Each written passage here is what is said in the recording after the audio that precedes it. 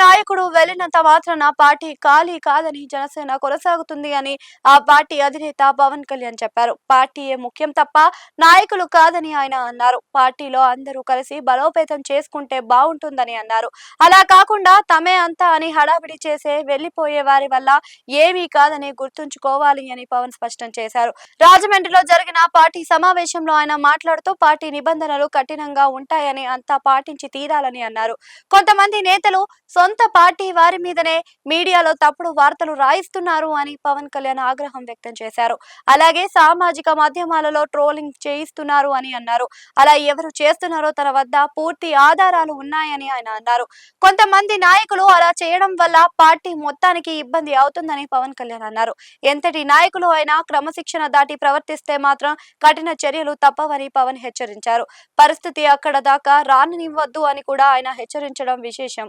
పార్టీలో తనను అర్థం చేసుకున్న వారు ఎవరూ విభేదించరని పవన్ అన్నారు. అంతేకాకుండా పార్టీకి సంబంధించి ఎవరు ఏది మాట్లాడాలన్నా చెప్పేందుకు ఒక వ్యవస్థ ఏర్పాటు చేస్తారని ఆయన ప్రకటించారు. ఎవరైనా దానికి లోబడి మాట్లాడాలని ఆయన సూచించారు. అంతేకాని సోషల్ మీడియా ఉంది కదా అని ఎవరు ఇష్టానికి వారు ప్రచారం చేయకూడదు అని స్పష్టం చేశారు.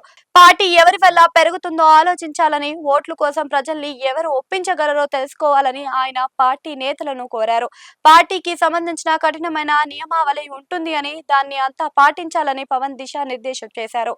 జనసేనలో నేతల మధ్య విభేదాలు ఉన్నా పరిష్కారానికి సామరస్య పూర్వకంగానే విధానం ఉంటుంది అని పవన్ చెప్పారు. తను క్రమశిక్షణతో కూడిన కార్యకర్తలను కోరుకుంటున్నానని పవన్ తేల్చి చెప్పేశారు.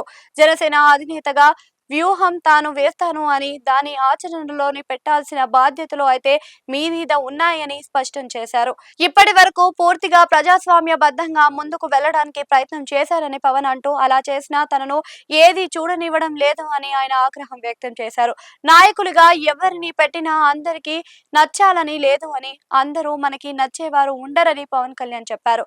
పార్టీని నమ్మి పనిచేయడమే నేతలు కార్యకర్తలు పని అని ఆయన అన్నారు. జనసేన కమిటీలను గ్రామ స్థాయి నుంచి నియమిస్తానని, ఆగస్టు 14 నాటికి అన్ని పూర్తి చేస్తారని పవన్ కళ్యాణ్ తెలిపారు. ప్రతి గ్రామంలో ఆగస్టు 15న జెండా పండుగ నాడు ప్రతి వారు జెండా ఎగరవేయాలని ఆయన కోరారు. జనసేన పార్టీని బలోపేతం చేసుకుందామని, రాబోయే స్థానిక ఎన్నికల్లో మన బలాన్ని నిరూపించుదామని ఆయన తెలిపారు.